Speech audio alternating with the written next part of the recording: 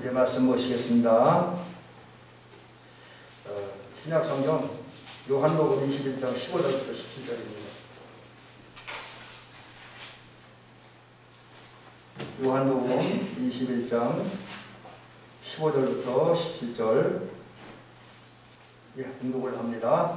그들이 조반 먹은 후에 예수께서 시몬 베드로에게 이르시되 요한의 아들 시몬아 내가 이 사람들보다 나를 더 사랑하느냐 하시니 이르되 주님 그러하나이다. 내가 주님을 사랑하는 줄 주께서 하시나이다. 이르시되 내 어린 양을 먹이라 하시고 또 두 번째 이르시되 요한의 아들 시몬아 내가 나를 사랑하느냐 하시니 이르되 주님 그러하나이다. 내가 주님을 사랑하는 줄 주님께서 아시나이다.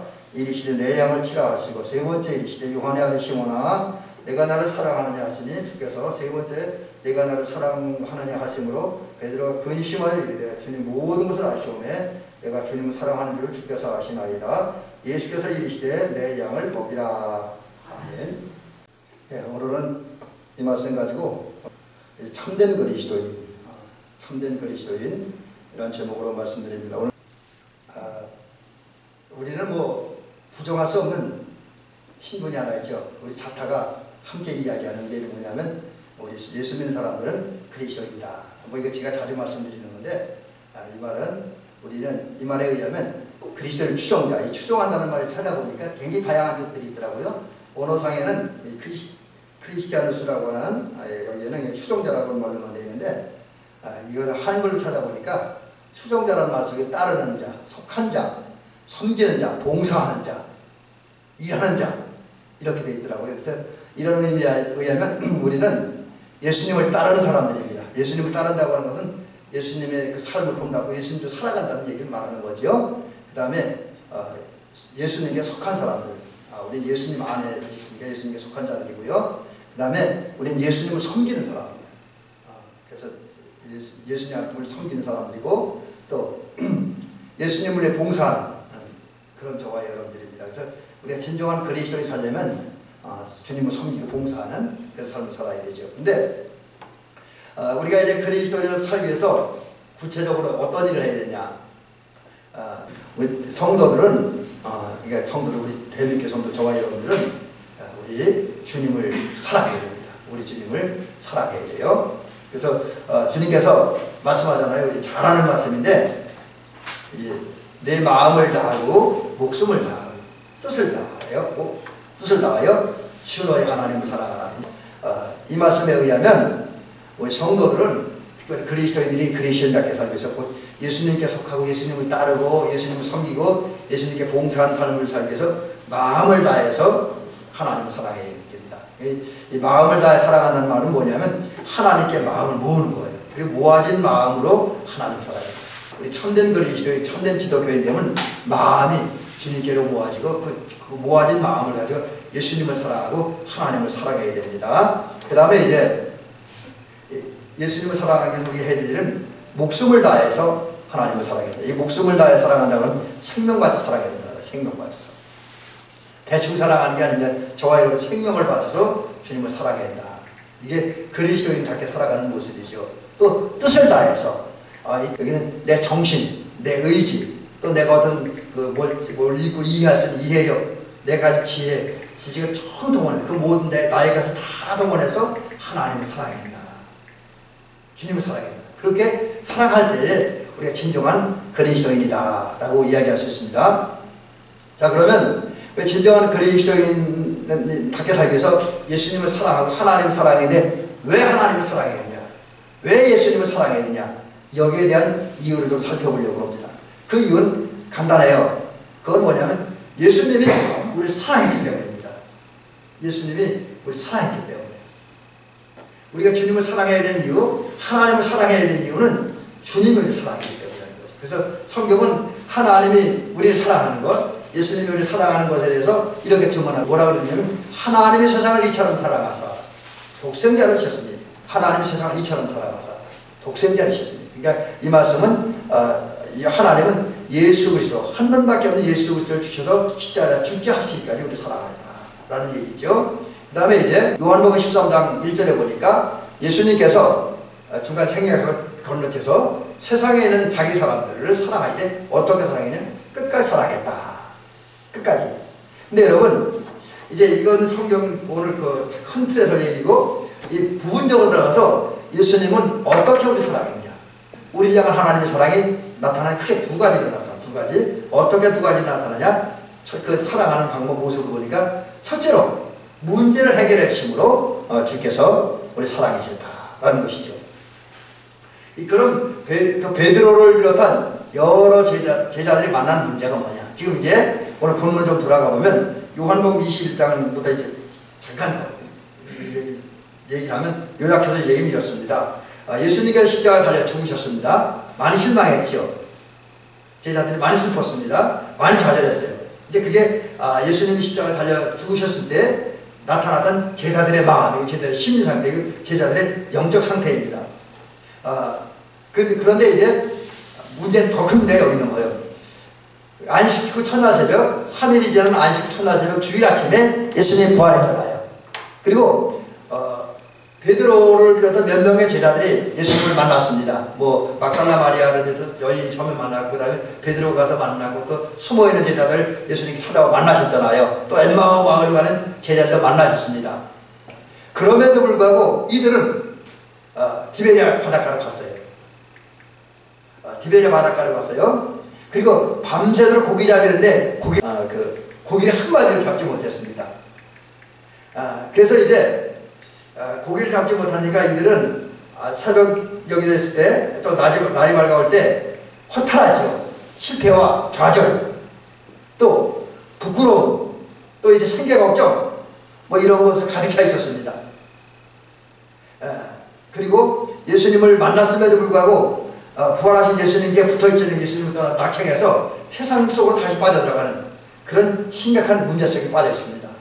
아울러 이들은 배가 많이 고파서 이 당시 밤새들 고기 잡으려고 아침을 먹기 전이기 때문에 배가 많이 고팠습니다. 이런 상태에서 주님께서 이들의 문제를 해결해 주세요. 어떻게 문제를 해주냐? 제일 먼저 고기 잡이하는 디베리아 바다, 다른 말로 갈릴리 바다로 예수님이 찾아오신 거예요. 그리고 고기를 한 마리도 잡지 못한 제자들 배 오른편에 그물을 내려 고기를 잡아라, 그렇게 말씀을 하셨고, 그 말씀대로 했더니 많은 고기가 낚였어요. 그물이 이제 아주 가득 차서 찢어질 정도로 많은 고기가 잡혔습니다. 들 수 없을 정도로 많은 고기가 잡혔다는 거죠. 그 결과 이제 예수님은 제자들에게 한 가지 문제를 해결해 주셨어요. 실패한 어부들을 성공적인 어부가 되게 하시고, 또 예수님이 죽은 다음에 슬퍼했고 좌절에 빠졌던 그 제자들에게 부활하신 주님께서 찾아와 주심으로써 그 희망을 주셔서 용기를 주시고 기쁨을 주시고 승리해 주시고 생명의 소식을 알려주신 거예요. 고기를 많이 잡게 해주셨어요. 근데 거기서 끝나지 아니하고 예수님은 그 다음에 아침 식사를 해주셨어요. 제자들이 잡은 고기를 가져오라는 다음에 그걸 이렇게 아침 식사를 해서 제자들을 먹게 해주심으로써 제자들의 배가 부르게 하셨습니다. 그래서 예수님은 제자들의 잘못을 완벽하게 해결해 주셨죠. 이제 정리하면 물고기를 많이 잡게 해주시고, 또 아침밥을 먹게 하심으로 배고픔, 피곤함, 지침, 슬픔, 좌절 다 해결해 주셨습니다. 그 다음에 또 중요한 건 예수님의 사랑은 이렇게 나타났습니다. 그 제자들의 실수와 잘못을 비판하거나 책망하지 않으셨다고 하는 거죠. 제자들의 실수와 비판을 책망하거나 비판하거나 추궁하지 않았습니다.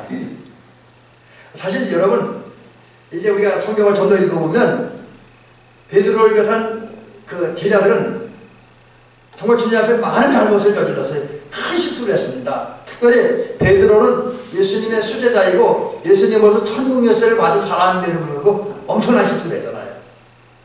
그중 몇 가지만 우리가 실례로 들어본다고 한다면, 우선 예수님께서 이제 최후의 만찬석상에서 너희들 다 나를 버리려고 말씀하실 때에 베드로는 자기는 결코 주를 버리지 않겠다, 죽을지언정 주를 버리지 않겠다 그랬어요. 심지어 주님께서 아니 너는 반드시 너도 다른 제자처럼 나를 버릴 것이다 말씀하실 때 그것조차 부인하면서 자기는 주님을 부인하지 않겠다고 큰 소리 쳤습니다. 자, 그랬던 제자들이었는데 그 베드로가 대제사장 가야바의 집에서 예수님을 모른다고 3번이나 부정했는데 두 번째는 맹세하면서 부정했고, 세 번째는 저주하면서 부정했어요. 그것도 너무 막강한 어떤 실력이나 권력을 가진 사람이 아니라 하나 힘없는 계집종 앞에서 그 가야바의 법정에 몰려온 군중들 사이에서 세 번씩이나 예수님을 부인합니다. 그리고 부활하신 예수님을 만났음에도 불구하고 그 예수님을 따라다니고 예수님을 섬기고 경외하고 예수님이 원하는 일을 하는 것이 아니라 디베랴 바닷가로 낙향을 했어요. 그리고 옛날 그 세속으로 돌아가서 고기잡이를 하고 있습니다. 이런 면에서 볼 때 베드로는 잘못이 아주 많습니다. 큰 잘못을 범했습니다.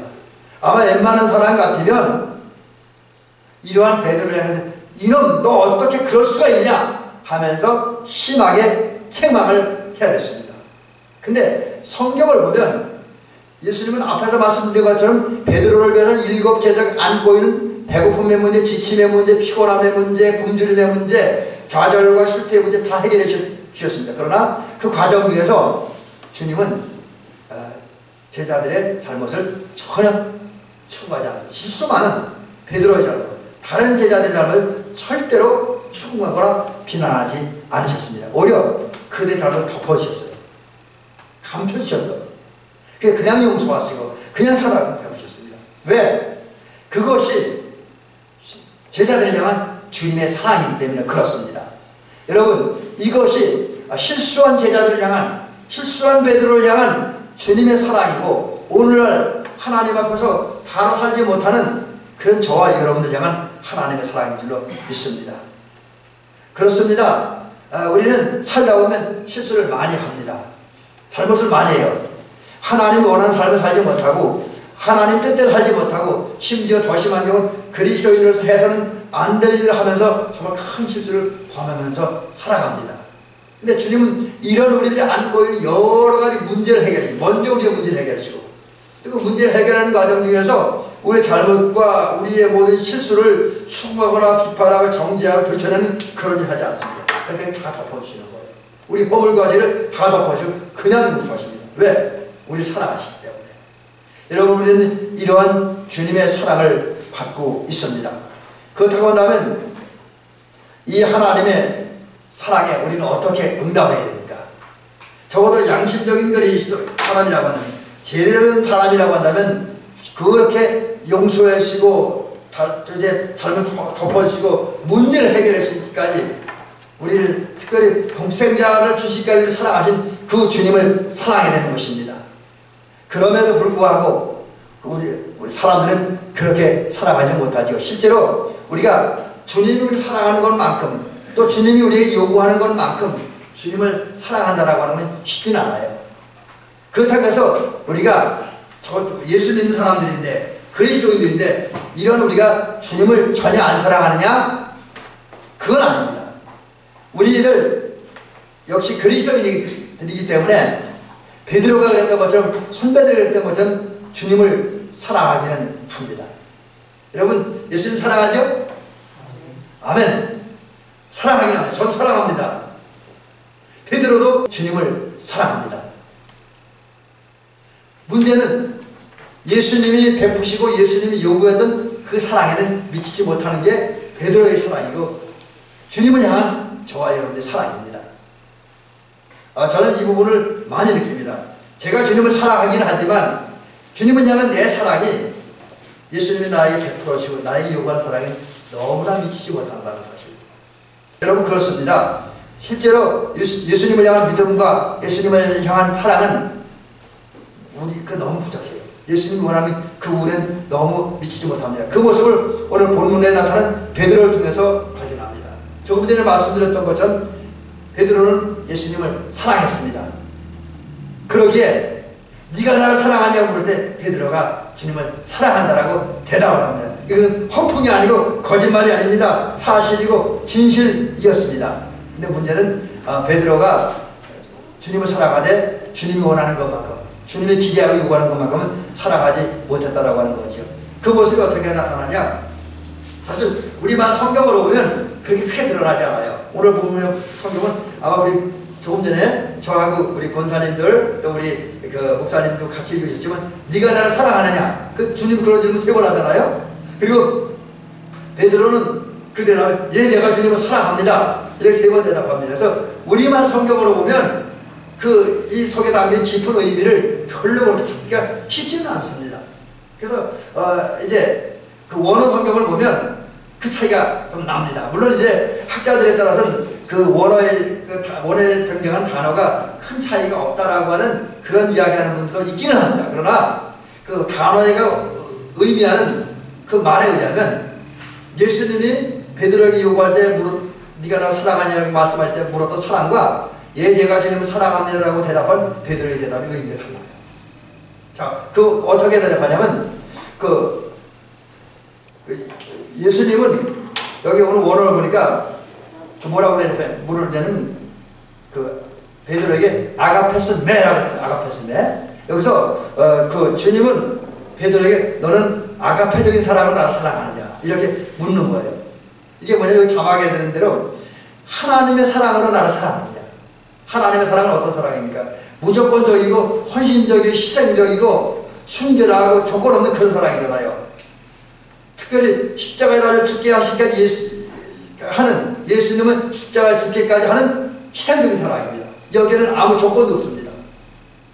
순결하고 순수한 사랑이에요. 근데 주님은 이러한 사랑으로 네가 나를 사랑하냐 묻습니다. 근데 베드로는 3번 보니 필리아스메라고 필리아스메. 또 여기 오늘 원래 그 본문에는 필로메 이렇게 되어 있는데 이 필로라고 하는 것은 어떤 사랑을 말해? 친구간 사랑, 우정. 그러니까 이번 여기 자막에 달하는 대로 그 주님은 네가 나를 하나님의 사랑으로 사랑하냐, 희생적인 헌신적으로 사랑하냐 이렇게 묻고 있는데 베드로는 저 그렇게까지 못합니다. 주님을 사랑하기는 하지만 친구가 친구를 정도 사랑하는 정도. 그러니까 이건 기분 좋을 때 사랑하고 기분 나쁠 때 안 사랑하고 헤어지고 그 정도 사랑이라는 거예요. 그러니까 한마디로 정리하면 자기 사랑은 주님이 원하는 사랑이 훨씬 더 못 미친다 이렇게 대답을 하고 있습니다. 특별히 세 번째 주님께 뭐라고 질문하시냐면 여기 우리 성경은 여기 네가 나를 사랑하냐 이렇게 묻는데 근데 원문에 보면 여기서는 이제 주님이 2번 아가페스 메라고 물었을 때 베드로의 대답을 들으면서 베드로의 사랑이 한계를 안 겁니다. 그래서 이제 그 사랑의 수준을 낮춰서 주님께서 필리아 메라고 물으셔요. 근데 이때 물론 베드로가 필리아 메라고 대답을 하지만 근데 그 앞에 보면 근심하면서 자신 있게 대답을 못하는 거예요. 친구가 친구를 사랑하는 그 사랑을 냉정하게 분석을 해보니까 자기 반성을 해보니까 그것도 안 된다는 겁니다. 이게 베드로의 대답입니다. 그러니까 이런 베드로의 사랑의 대답을 보면 주님을 사랑하긴 했지만 주님을 사랑하는 사랑이 매우 부족했다. 주님이 요구하는 수준에 너무 못 미쳤다. 이런 대답을 하고 있는 거죠. 근데 저는 이것이 베드로 문제가 아니라고 생각을 합니다. 저의 문제이고 오늘 이 시대에 많은 그리스도인들의 문제라고 하는 거죠. 그게 어떻게 나타나냐? 주님이 요구하는 것만큼 주님을 사랑하지 못했기 때문에 그들 속에 나타나는 문제가 있습니다. 특별히 베드로를 보면 오늘 성경을 볼 때 마가복음에 보니까 예수님과 제자들이 길을 가고 있었습니다. 그때 제자들이 누가 천국에 속하냐? 누가 더 큰 자리를 차지하느냐? 누가 더 높은 권력을 차지하느냐? 누가 더 큰 권세를 차지하느냐? 누가 더 뛰어난 명성을 가느냐? 이걸 가지고 논쟁을 해요. 다투냐? 맞싸움을 해. 이게 주님을 사랑한다면 이런 거가 싸워야 될 게 아니거든요. 어떻게 하면 사랑하는 주님을 헌신하고 봉사할 것이냐? 주님을 기쁘게 될 것이냐? 주의 사랑에 보답할 것이냐? 이걸 생각해야 되는데 주님을 사랑하는 그 사랑이 부족하다 보니까 누가 크냐? 누가 권세를 얻을 것이냐?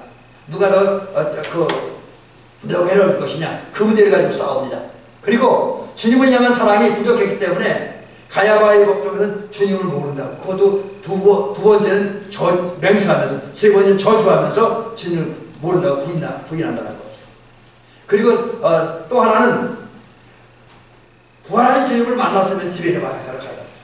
이제 주님을 사랑하는 마음이 많이 식어졌기 때문에. 여러분 그렇습니다. 우리가 진정 예수님이 요구하는 것만큼 예수님을 사랑한다고 한다면 우리는 제자를 같은 살지는 않을 겁니다.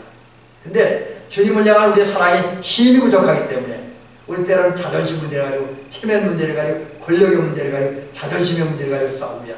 마치 그 옛날 12제자가 누가 크냐는 문제를 가지고 싸웠다는 것처럼 쓸데없는 걸 가지고 논쟁하고 말다툼을 벌입니다. 또 어떤 때는 내 환경에 따라 내 어떤 이런저런 이유 때문에 세상 속에 나간 사람들 앞에서 주님을 모른다고 이런 형태 저런 형태로 부인하며 살기도 하고요. 또 어떤 때는 가서는 안 될 자리를 가고 해서는 안 될 일을 하면서 살아가는 게 우리들의 모습입니다. 이게 왜 이런 현상이 생기냐? 주님을 향한 우리의 사랑이 힘이 부족하기 때문에 그렇다라고 하는 것이죠. 하지만 이것은 진정한 그리스도인의 삶의 모습이 아니라는 사실이지요. 우리는 그렇게 살아서는 안 됩니다. 여러분, 우리는 이미 하나님의 은혜를 받은 사람들입니다. 그래서 하나님의 자녀가 됐습니다.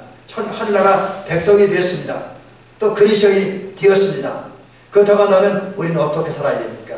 이제 저와 여러분들은 우리의 큰 사랑을 주신, 우리의 문제를 해결하시고 우리의 그 과정에서 우리의 잘못과 허물과 실수를 조금도 책망하지 않은 주님을 사랑해야 됩니다. 어느 만큼 주님이 요구하고 기대하는 만큼. 다시 말씀드려서 마음을 다하고 목숨을 다하고 뜻을 다하여, 또 다른 말로 마음을 다하고 힘을 다하고 목숨을 다하여 하나님을 사랑하는 저와 여러분들이 될 줄 믿습니다. 그럼 그 사랑이 어떻게 나타나야 되냐? 이제 오늘 본문 말씀 속에서 그 대답을 찾고자 합니다. 물론 이것은 주님께서 이렇게 하라 하는 말씀이 아니라 주님께서 베드로를 향해 던진 질문 속에 말씀이 나타납니다.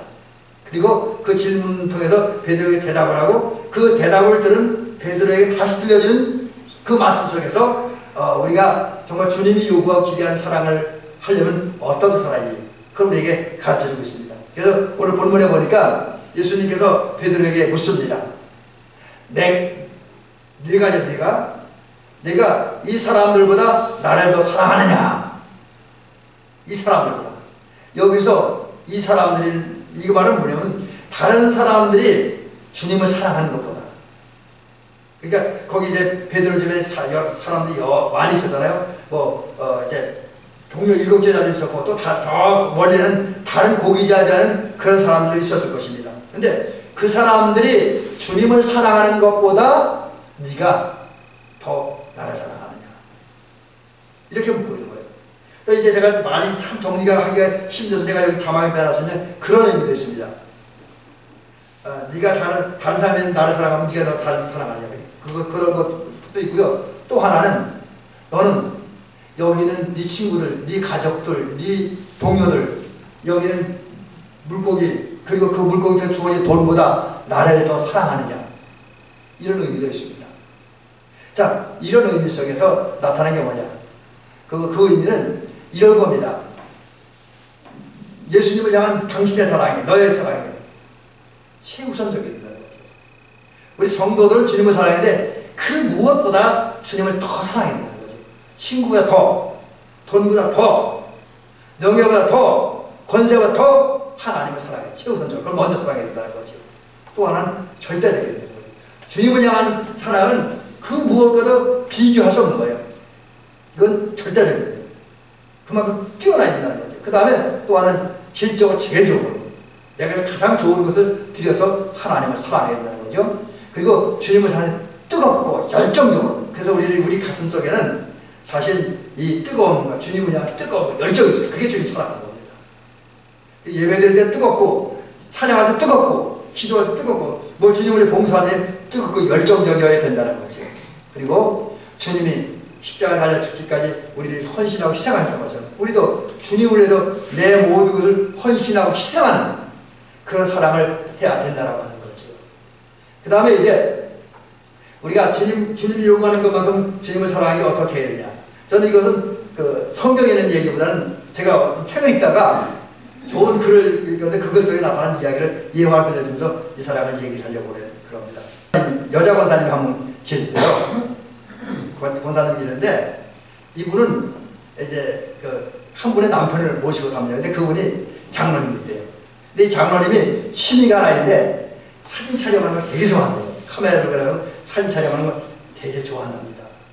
그러다 보니까 이분은 그 사진 촬영을 거기에 장난치기냐 예술적인 사진 찍고 여기서 막 카페 같은 것도 자기 카페를 만들고 사진 카페에 자기 사진을 올리고 뭐 전시회 가고 그런 분인가 봐요. 그러니까 아주 매우 비싼 고성 카메라를 하나 가지고 있었다고 합니다. 근데 이런 장로님께서 어느 해 그 부활절 때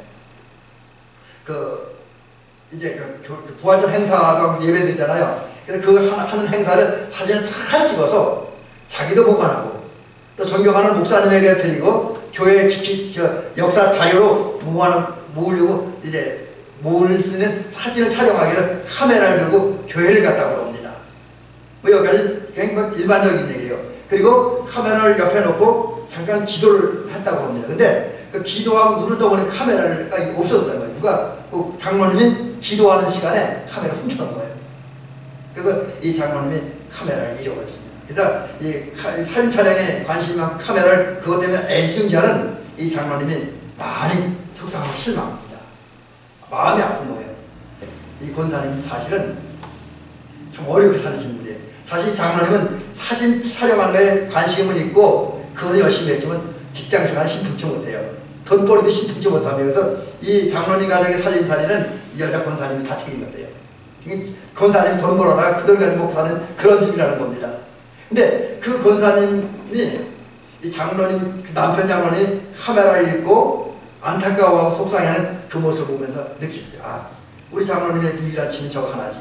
우리 장로님이 제일 귀하게 여기는 사진 촬영 카메라야. 이것을 깨닫고 이제 자기가 일하면서 번 돈을 다 긁어온 것 같아요. 그리고 그거 가지고 모자라서 약간의 빚을 내서 좋은 카메라, 자기 남편 장로님이 전에 가지고 또 똑같이 좋은 고급 카메라 비싼 돈을 주고 사다가 장로님에게 드렸다는 거예요. 그러니까 주변에 있는 그 사람들, 그 교회 성도 주변 사람들이 어떤 사람이 저 권사님 그 남편을 향해서 그 베풀 정성과 사랑이 대단하네 그렇게 칭찬하는 사람도 있었지만 어떤 사람들은 쓸데없는 짓 하네. 살림살이도 어려우면서 뭘 저런 것까지 해? 어리석은 바보 같은 짓 하네? 그렇게 막 빈정거렸다는 거죠. 이때 부인 권사님이 한 얘기가 있어요. 그렇게 말하지 마십시오.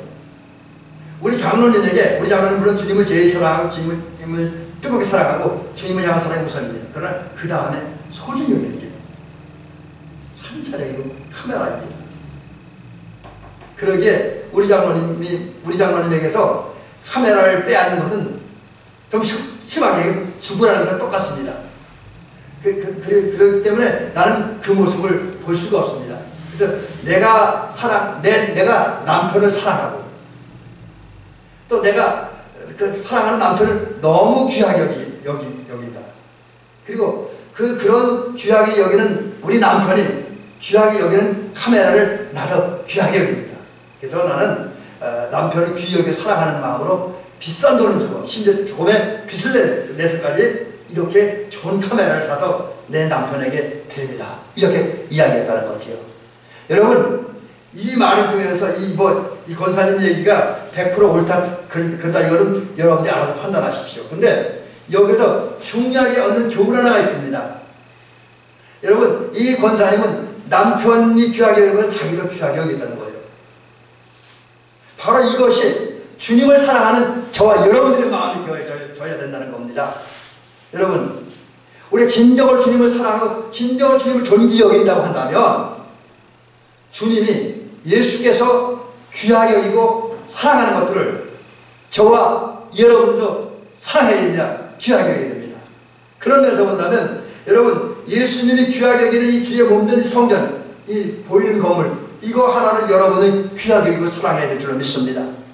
또 여러분 예수님이 귀하게 여기는 걸 귀하게 여기기 위해서 저와 여러분이 이 교회 안에 있는 마이크 하나, 프로젝트 하나, 의자 하나, 걸레 하나라도 소중히 여기고 귀하게 여기게 돼. 이건 주님의 교회에서는 거룩한 물건들이기 때문에 더욱이 우리는 주님이 가장 귀하게 여기고 천하보다 더 귀하게 여기는 한 사람의 영혼을, 한 사람의 생명을 무엇보다도 사랑하고 귀히 여기는 저와 여러분이 될 줄 믿습니다.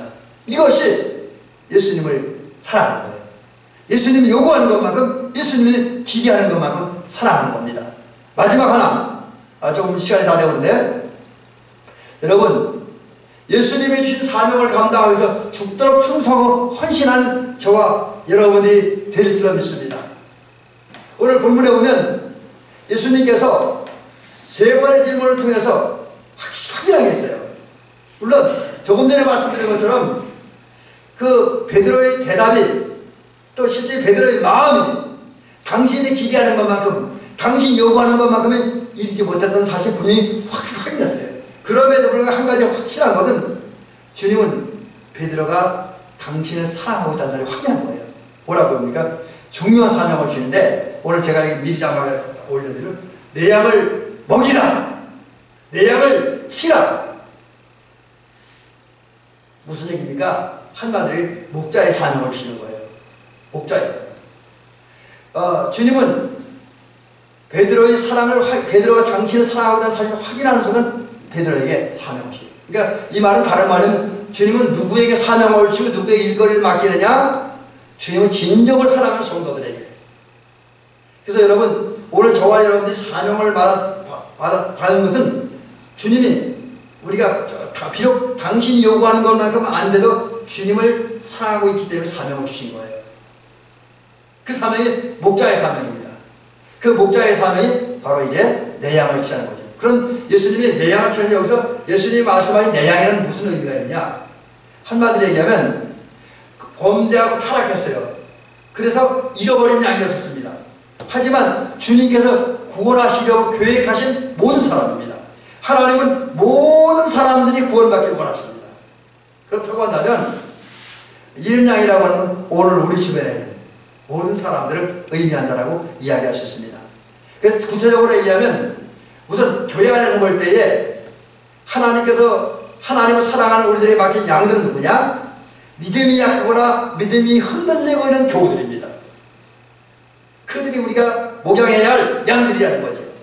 또 하나는 우리 가족이나 우리 마을 주민들, 우리 이웃 사람들. 근데 그들 가운데 특별히 예수를 믿지 않아서 우리 전도의 대상들이 바로 주님이 말씀하신 양들입니다. 근데 이런 양들은 두 종류의 양으로 나눌 수가 있습니다. 오늘 본문에 보면 어린 양이 있습니다. 신앙적으로 약한 자.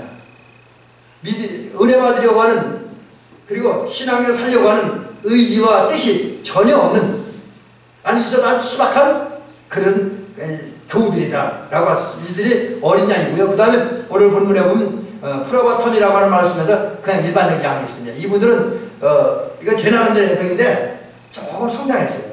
조금 믿음이 있어요. 조금 약간의 믿음이 있어요. 어느 정도의 믿음이 있고, 또 이제 주님 뜻대로 살려고 하는, 말씀대로 살려고 하는, 하나님의 백성들에게 살려고 하는 의지가 조금은 있습니다. 율법에 속한 인간이기 때문에 영적 싸움에 늘 패합니다. 죄와의 싸움에서, 마귀의 싸움에 늘 져요. 그래서 죄의 지배를 받고 하루하루를 두려움 속에 살고 있는 사람들, 이런 사람들이 일반적인 양인데 예수님은 그런 양들을 돌보는 사명을 우리에게 주셨습니다. 그러므로 우리는 이제 주님께 맡겨진 양들을 감당하는, 목자의 사명을 잘 감당하는 저와 여러분이 될 줄을 믿습니다. 어떻게 해야 사명을 감당하느냐? 첫째는 양들을 사랑해야 됩니다. 주님이 우리를 사랑하는 그 사람으로 우리 양들을 사랑하고, 양들을 사랑하는 마음으로 그 양들에게 돌보고 인도하고 지켜야 됩니다. 그래서 때로는 그들이 우리 주변에 불쌍한 양들이 먹어야 할 양식을 준비하고, 또 그들이 굶주리지 않으니까 그들이 잘못되니까 늘 돌보고, 또 말씀을 권면하고 가르치면서 그들을 하나님 나라로, 구원의 자리로 인도하고, 또 그러는 가운데 세상과 마귀가 그들 쓰러뜨리고 넘어뜨리고 유혹하고 시험할 때 우리를 그걸 지켜줘야 됩니다. 그러기 위해서 우리 때로는 우리 주변에 양을 위해서 정말 치열한 영적 싸움을 싸워야 됩니다.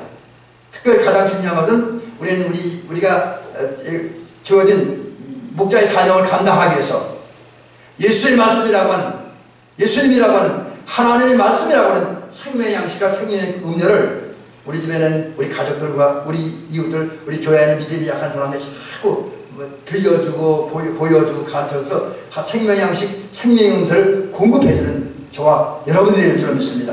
이런 사명을 감당하는 것이 목자의 사명을 감당하는 것이고, 이런 목자의 사명을 감당하는 삶이야말로 하나님을 진정으로 사랑하는, 주님이 요구하는 것만큼 주님을 사랑하는 삶이고, 그런 삶을 살아가는 사람들이 진정한 그리스도인이라는 거죠. 참 그리스도인이라는 거죠. 이러한 그리스도 되시기를 주의 이름으로 축원합니다.